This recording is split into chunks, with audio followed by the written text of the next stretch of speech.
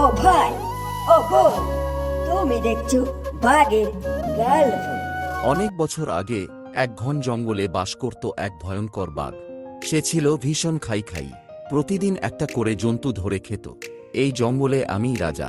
প্রতিদিন একটা জন্তু আমার খাবার হিসেবে পাঠাও, না হলে সবকেই খেয়ে ফেলব। ভয়ে কাঁপতে লাগল সব জন্তু। অবশেষে তারা ঠিক করল, প্রতিদিন এক একটা জন্তু যাবে বাঘের কাছে। একদিন পালা এল একটা ছোট্ট খরগোশের। সে ছিল ছোট কিন্তু অনেক বেশি বুদ্ধিমান। খরগোশ ইচ্ছে করেই দেরি করে বাঘের কাছে গেল। বাঘ তখন রেগে আগুন।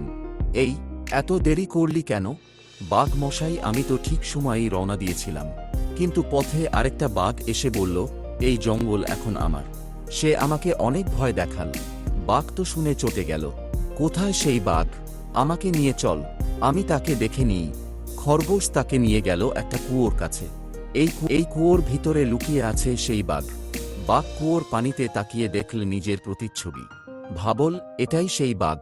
আর সাথে সাথেই ঝাঁপ দিল কুয়োর ভিতর। বাঘ তো গেল ডুবে। সব জন্তু আনন্দে নাচতে লাগল, আর ছোট্ট খরগোশ হয়ে উঠল জঙ্গলের হিরো। ভিডিওটা কেমন হয়েছে কমেন্ট করুন।